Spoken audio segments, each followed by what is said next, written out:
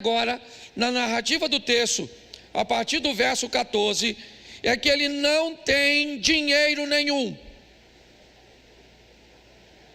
A situação ainda se agrava, porque ela diz que houve uma grande fome na terra. Ou seja, se tivesse dinheiro também não resolveria, porque há uma escassez de alimento. Então ele não tem dinheiro, e mesmo que tivesse, me parece que não adiantaria bastante, ou não adiantaria muito, porque o ambiente que Jesus está descrevendo é um ambiente onde a fome é grande. Houve uma grande fome na terra, onde ele começa a passar necessidades. Que tipo de necessidades são essas? O filho pródigo não está preocupado com a conta de luz, água, internet. Ele não está preocupado com o seguro do carro, o aluguel da casa. Não! Todas essas preocupações são preocupações, sim, mas tem uma que é muito maior do que todas elas.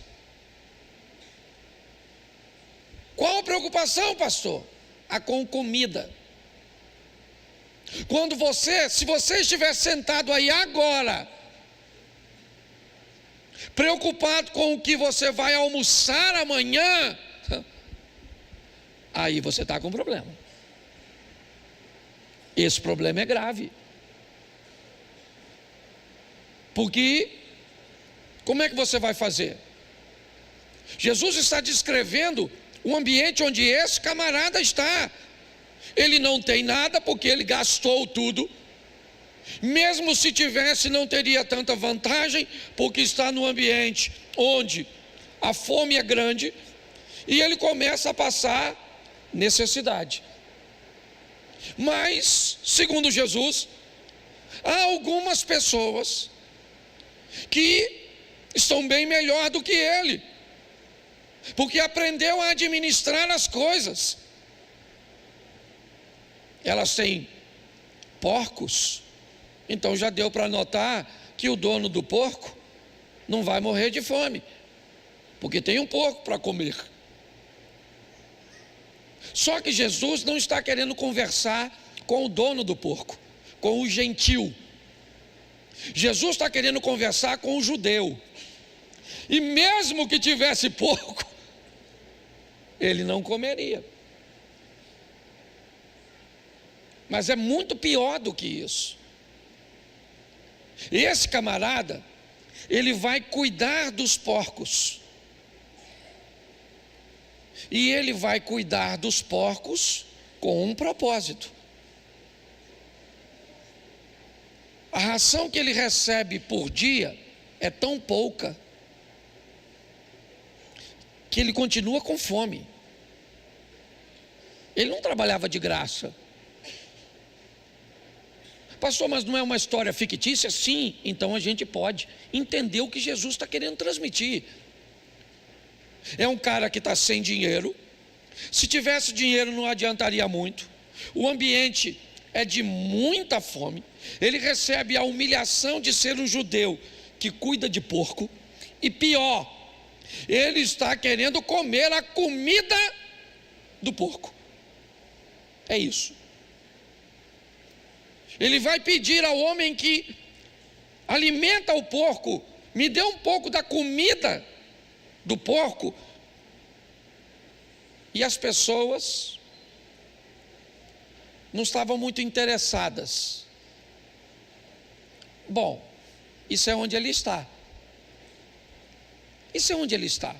Ele está no meio de uma grande crise, de um grande problema, de uma situação desafiadora. Aqui, segundo Jesus, ou o que Jesus quer mostrar é que ele é praticamente 100% culpado daquilo que está vivendo, se você conhece a história do filho pródigo. Mas esse é o estado que ele está no momento, sem dinheiro, com fome, disputando comida com o porco. Bom, isso é onde ele está. Mas vamos descobrir onde ele esteve? Onde ele esteve antes de estar no lugar que ele está agora? Porque talvez você possa olhar onde o seu casamento já esteve e onde ele está agora, onde a sua saúde já esteve e onde ela está agora, onde o seu filho já esteve e onde ele está agora. Isso é revisão. Quando nós olhamos de onde ele veio, será que a história já começou? Gastando tudo o quê? Uma grande fome. Fome onde? Cheio de necessidade. Onde? Humilhação. Onde? Onde ele está agora, não onde ele esteve antes. O verso de número 17 faz ele dar uma olhada no passado. Eu vou usar o verso 2 vezes. Quantos trabalhadores de meu pai têm pão com, e eu estou morrendo de fome? Preste atenção. Esse rapazinho aqui agora, ou o que Jesus está querendo talvez falar comigo ou com você agora, já que o rapaz não existe de fato, o que existe são pessoas que jogam tudo fora, que viram as costas para um ambiente ordeiro, satisfatório, amigável, para compartilhar momentos como esse, de sofrimento. Onde ele esteve? Ele esteve na casa do pai, num ambiente onde ele mesmo diz: quantos empregados do meu pai têm pão com fartura, e eu aqui pereço de fome. Olha só, é a descrição dele. Ele está dizendo: por que eu estou aqui vivendo isso, se eu já tive vivendo tanta coisa legal? Quando um casal vem falar comigo sobre divórcio, a primeira pergunta que eu faço: quantos anos você tem de casado? A segunda: durante quanto tempo foi bom?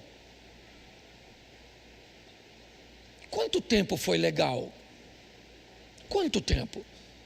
Será que foram apenas 5 meses? 1 ano, 2 anos, 5 anos? Quanto tempo foi legal? Talvez o que as pessoas consigam fazer com muita maestria é narrar onde estão, mas são incapazes de olhar para onde estiveram. Dá uma olhada. Foi o que ele fez. Na casa do meu pai tem pão com fartura, e eu aqui onde eu estou pereço de fome. Está certo, está bom. Pessoas cometem erros, pessoas cometem falhas, nós não somos perfeitos. Você corre o risco de fazer um negócio mal feito, você corre o risco de cometer um erro ao contar um segredo para alguém, a fazer alguma coisa que te traga danos, prejuízos. Pô, mas eu estava tão legal e eu acabei fazendo isso e entrei nesse buraco. Tá certo, eu não estou pedindo perfeição de ninguém, não é isso. Mas é importante nós entendermos que nem sempre estivemos onde estamos agora, e talvez o lugar que estamos agora seja pior do que onde estivemos ontem. Se for melhor, faça uma manutenção. Se for melhor, cuide. Talvez, se você olhar para seu casamento há alguns anos atrás, ele é muito pior do que é hoje. Se você olhar para seus filhos, estavam perdidos, hoje está no caminho do Senhor. Você estava desempregado, hoje está empregado. Quando você olha para trás e faz uma leitura, talvez hoje, certo, as coisas estejam muito mais organizadas. E se estiverem, a Bíblia diz: aquele que está de pé, faça uma manutenção para não cair. Mas essa não é uma história desse tipo. Essa é a história de alguém que esteve na casa do pai, gozava da proteção do pai, certo? Gozava dos benefícios do pai, tirava proveito de tudo o que o pai lhe oferecia, mas ele quis viver a própria vida, cometeu erros. E agora, como é que nós vamos tratar esse tipo de pessoa? Será que é isso que Jesus está querendo, nos mostrar? Porque primeiro eu mostrei para você onde o rapaz está agora, depois eu mostrei a você onde ele esteve antes de estar nessa situação. Mas qual é o próximo passo que Jesus quer conduzir seus ouvintes nessa história? Ele ainda continua no verso de número 17. A primeira parte diz assim: então, caindo em si. Bom, esse é um momento muito especial dessa história, que vai definir onde o sujeito dessa história deseja estar.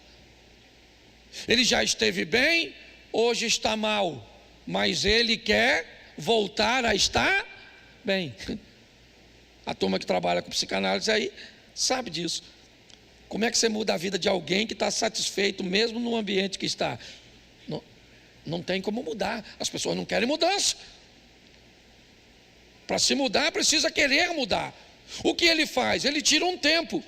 Um tempo onde? Provavelmente olhando o porco comer, olhando o ambiente ruim que ele está. E naquele ambiente ruim ele tem uma visão. De onde? De onde ele esteve. Na casa de meu pai, até os empregados têm pão com fartura, e eu aqui morro de fome. Está certo, é bom. Ele fez uma revisão, ele deu uma olhada lá na casa do meu pai, tem pão, e eu aqui morro de fome, e vou morrer de fome? Não, ele disse: eu vou me levantar. Ao avaliar, ele cai em si. Eu gosto disso, porque é como se o rapaz olhasse para ele, visse onde ele está, onde ele esteve, quem o trouxe para aquele lugar, e ele disse: eu vou sair daqui. Deus te trouxe hoje aqui para dizer uma coisa para você: você pode sair de onde está se não gosta de onde está. A decisão é sua. Você não gosta? O que foi? Você está num ambiente ruim? Ele não é seu destino. Você pode tomar uma providência. O que ele faz é isso: ele para e avalia. Ele olha e ele descobre que tem um lugar que, apesar da crise, as coisas ainda continuam organizadas. Apesar da fome, lá ainda tem comida. E o pior, ou melhor, o dono daquele lugar quem é? O dono daquele lugar quem é? É o pai dele. É o pai dele. O pai dele é dono deste lugar que ele diz que tem comida, que os empregados são bem tratados, e ele não tem nada. Então aqui começa a saída desse garoto. Eu não sei se Jesus, quando conta a história do irmão mais novo e do mais velho, contando a história do pródigo, ele quer falar do ímpeto, certo? Do mais novo que toma decisões sem pensar. Ele quer falar do rompante. Eu não posso te afirmar isso. Eu só sei que esse garoto comete muitos erros, mas chegou uma hora que ele precisou fazer uma revisão. A revisão é: eu aqui morro mas lá eu tenho comida. Eu aqui sofro humilhação, mas lá eu vou ser honrado. Ele descobre que tudo aquilo que ele sempre quis, que foi a liberdade, a sensação de ser dono de seu nariz, agora não faz mais sentido. E ele então planeja voltar. Mas para voltar, ele precisa de 3 coisas. A primeira é arrependimento. Arrependei-vos e convertei-vos. Lembra de onde caíste. Preste atenção, porque isso é muito sério. A minha proposta para você hoje, faça uma leitura da sua vida. Mas pastor, não dá para ser mais preciso? É claro, na área onde você, certo, observou que está sofrendo. O que é? É grana? Então tá bom, vamos sentar e, como eu disse, vamos ver trabalho, gestão, vamos ver, é isso. O que é? É casamento? Opa, legal, então vamos dar uma olhada o que é casamento, o que é divórcio, o que é segundo casamento, o que é perdão, o que é compartilhamento. Vamos descobrir que casamento é um produto que não se paga à vista, é financiado, e não se paga por mês, é por dia. É isso? O que é? Você está com um problema de caminhada de fé? Essa é a grande questão? Então tá bom, vamos falar de fé, vamos falar de Deus. Vamos estabelecer um ambiente onde você possa, certo, revisar as coisas, dar uma revisada no seu comportamento e por que as coisas estão acontecendo. Mas onde? Na área que você indica sofrimento, perda, dano, humilhação, é só isso. As áreas que não precisa, faça manutenção e está tudo certo. Quando este rapaz olha para tudo isso, ele não vê fatalidade, não. Ele não vê aquilo que nós vemos quando Jesus está morrendo. Quando Mel Gibson fez aquele filme, né, A Paixão de Cristo, eu quase morri. Quase morri quando fui assistir aquele troço, de tanto que eu chorei, quando Jesus estava apanhando daquele jeito, caindo com aquela cruz, e eu chorando, como se eu não quisesse que ele morresse, e pior, como se ele fosse um coitadinho. Não, ele não era um coitadinho. Ele falou: ninguém tira a minha vida, sou eu que estou entregando, pronto. Ele não era uma decisão para que eu e você pudéssemos ter acesso a uma vida de verdade. Às vezes nós olhamos de forma muito errada. O que nós precisamos é nos arrepender. Arrependimento. Você quer mudar de vida? Faça uma revisão e arrependa-se. Entendeu? Ah, pastor, eu quero dinheiro mesmo, mas eu não gosto de trabalhar. Então arrependa-se dessa preguiça. Você está entendendo? Ah, pastor, eu até sou muito trabalhador, mas eu não gosto de estudar. Então dá um jeito. Poucas pessoas que eu conheço nessa vida gostam de estudar. Poucas. Eu nunca gostei. Eu não posso falar mentira. Certo? Mas tinha que estudar? Tinha. Ué. Então invista em você. As pessoas precisam se arrepender daquilo que está lhe fazendo mal para você mudar. Se você não arrepende, como é que acontece? E pior, tem gente que não arrepende, ele tem remorso. Deixa eu falar de uma forma muito simples aqui, pelo menos para mim, a diferença de remorso e arrependimento. Quando você faz uma besteira e dá remorso, me parece que ela é uma dor muito aguda, mas muito forte, mas não dura muito não. Entendeu? Ela é uma diferença. Ai meu Deus, por que eu fiz isso? Ai, nossa, eu não podia fazer. Eu feri Deus. Olha, eu não sou digno. Não sou digno. Ai meu Deus. Menino, se for remorso, passa rapidinho. Já você está rindo de novo. Deus sabe que eu não sou perfeito. O arrependimento não. O arrependimento não dói tanto igual o remorso não. Mas ele fica ali futucando nós, para nós nunca mais fazer. Não faça. Aí você fala: ai que vontade. Não faça. Eu fico com vontade de usar exemplo ruim aqui. Não vou usar não. É porque tem uns exemplos que se eu usar ele é cirúrgico, sabe assim, mas ele é tão feio que eu tenho medo de ferir os visitantes. Deixa quieto. Você vai ficar curioso, tá certo? Mas quando você faz, já viu aquele troço que você faz? Que logo assim que você faz, mas dá uma dor assim em você. Você fala, nunca mais eu vou fazer? Pois é, se for remorso, menino, você faz quase todo dia. Quase toda semana. Eu estou falando sério. Eu estou fazendo sério. Certo?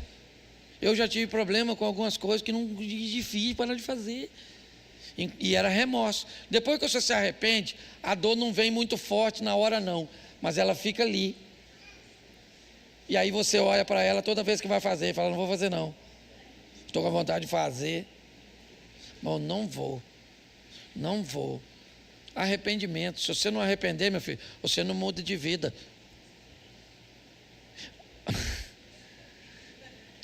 Eu tenho que ter cuidado quando eu vou usar os exemplos, que às vezes eu uso um exemplo meio, mas alguém me contou uma história. Aí a pessoa acha que eu estou usando o pulpo para falar dele. Dá uma confusão desgraçada depois. Mas eu tive um tempo atrás um problema com um camarada que eu achei que o cara era sem vergonha. E eu vim de um ambiente de civilguice. E se tem uma coisa com sem vergonha, é apto. É para conhecer outros sem vergonha. Eu fui criado nessa vergonhice. Minha família não.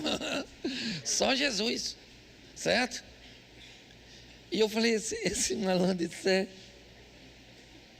Aí ele deu uma pernada na mulher dele. Aí a mulher dele falou que vinha eu largar ele e veio falar comigo. Sabe quando você vê que o cara, ele não está arrependido dele que fez, ele está arrependido que foi descoberto. A vida, pensa numa vida difícil, a vida de pastor. É. Porque ele tem que ajudar os outros a ir para o céu e não ir para o inferno.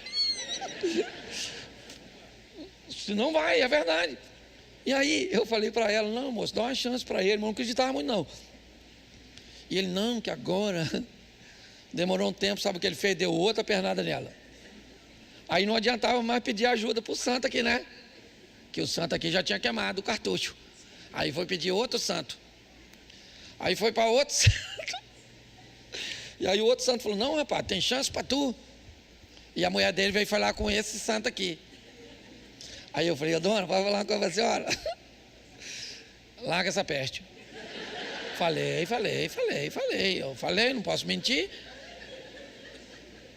Eu não estou aqui para botar ninguém. O indivíduo sabe que precisa mudar e não muda. É uma besta quadrada. Eu estou falando assim porque eu não estou falando nome, tá bom? Por isso que pode.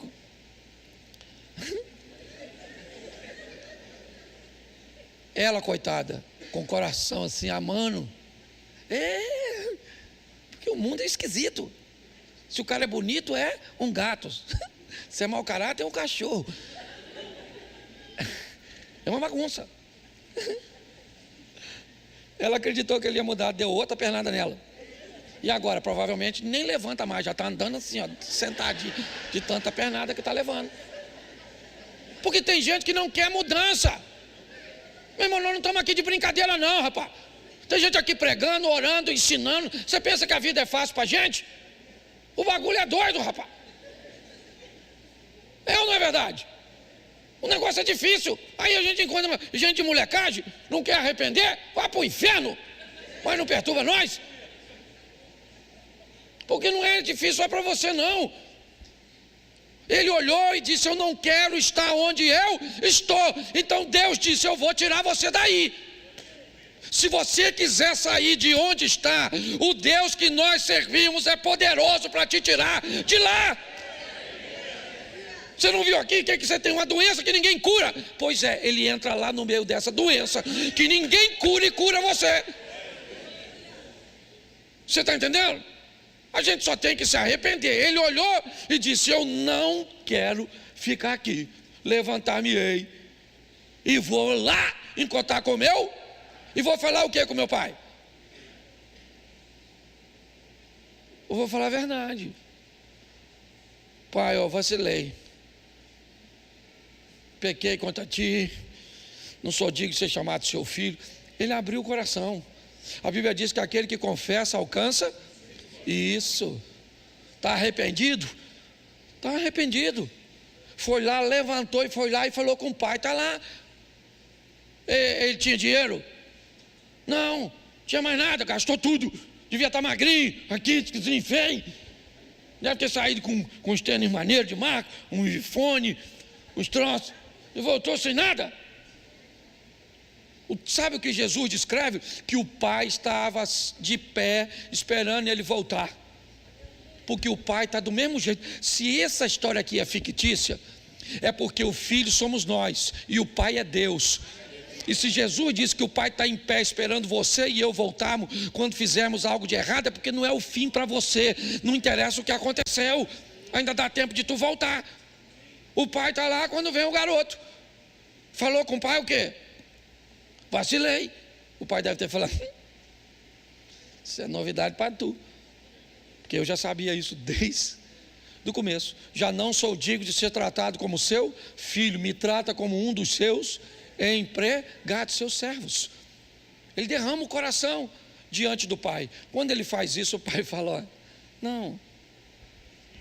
Por quê? Porque há uma conversão no processo. É importante entendermos que naquela crise, aquele garoto perdeu mais do que grana. Entendeu? Dizem que pessoas normalmente mudam com mais facilidade em 3 ambientes. Um deles é a crise, a dor. Diz que a dor é uma ferramenta fantástica para que pessoas mudem de vida, mudem de posição, mudem de visão. Aquele rapaz, ele olhou para aquela humilhação e ele simplesmente fez uma revisão. Levantar-me-ei, vou lá falar com meu pai. Por quê? Porque lá onde um dia eu estive e hoje não estou mais, eu posso voltar. E lá tem comida, lá tem honra, lá tem tudo. E eu quis ser tão grande, longe do pai, e descobri que o menor na casa do meu pai é muito maior do que o maior fora da casa do pai. Só, gente, que nós só vamos ter esse caminho se nós investirmos um pouco de tempo para observar em nós as áreas que precisamos rever de verdade. O grande desafio de um ambiente como esse é que normalmente quando estamos expostos a uma mensagem como esta, às vezes acontece de lembrarmos dos outros e não de nós. Às vezes você está sentado aí agora pensando assim: puxa, se o meu marido tivesse aqui, puxa, se o meu filho tivesse aqui, puxa, se fulano estivesse aqui. Mas eu queria lembrar você que se fosse para ele estar aqui, Deus o teria trago, e não você, e não eu.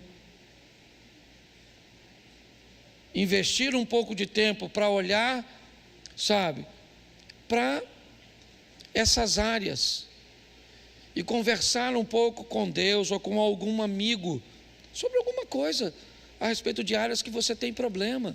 O que é? Você precisa rever. Eu vou pregar no domingo aqui, revisão sobre relacionamentos familiares. Eu prego nos 2 cultos de domingo e vou falar só sobre rever, certo? Posição dos pais na vida de solteiro, posição dos pais na vida de casado, até onde um cônjuge pode se posicionar com direito e onde o direito deixa de existir e o que há é uma arbitrariedade, um domínio e uma manipulação, para que as pessoas consigam entender que muitas vezes nós estamos sofrendo consequências de liberdades que estamos conferindo a outras pessoas, e aí as pessoas começam a sofrer e não param para avaliar isso, não param, certo? Não conseguem estabelecer um limite para seus filhos. Por exemplo, vou te dar um exemplo. Meu filho, está na hora de comer. Bom, está na hora de comer. Pode ser que não esteja com fome na hora, sim ou não? Então você pode ter um limite. Meu filho vai tomar banho. Preste atenção. Uma coisa é ele dizer que não quer comer. A fome pode dar depois, mas o banho você quer que ele tome agora. São coisas diferentes. Você pode negociar a comida, mas não pode negociar o banho. Minha netinha estava aqui, nós ficamos 27 dias morando na mesma casa, agora quando viajamos de férias. E foi um tempo muito legal. Na primeira semana, eu com essa minha vida corrida, eu chegava às vezes da rua, tinha ido fazer alguma coisa, lá ela estava brincando, lá ela ficava. Depois de uma semana de contato, quando a porta abria e ela me via, ela já vinha correndo na minha direção para me receber. Pensa na gratificação. Mas eu descobri que grande parte das coisas que nós estávamos falando para o nosso neto, não vai, não mexe, não, sai, não, era quase 100% de não.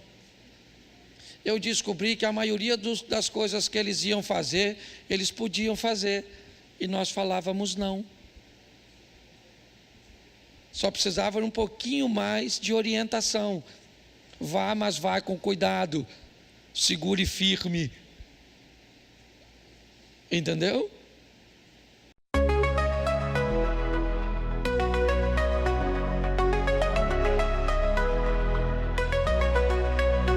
In the haze of neon dreams, I wander through the night, lost in a sea of stars where your whispers take flight.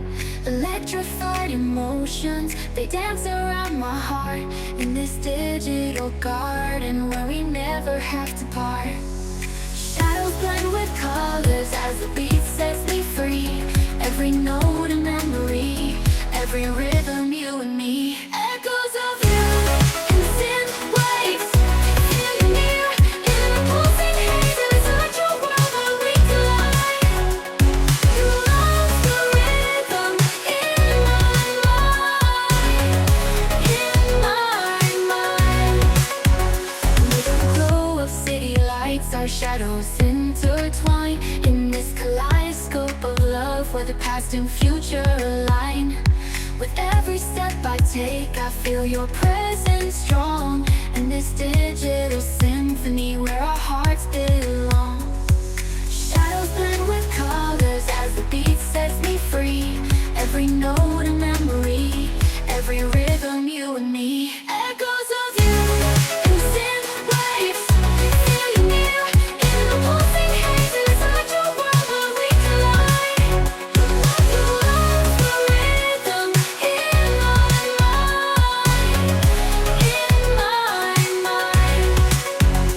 In the silence between the beats, I find your voice. In the flicker of the lights, I see your choice. Together in this dream we'll never fade. In the echoes of our love we'll always stay. Echoes of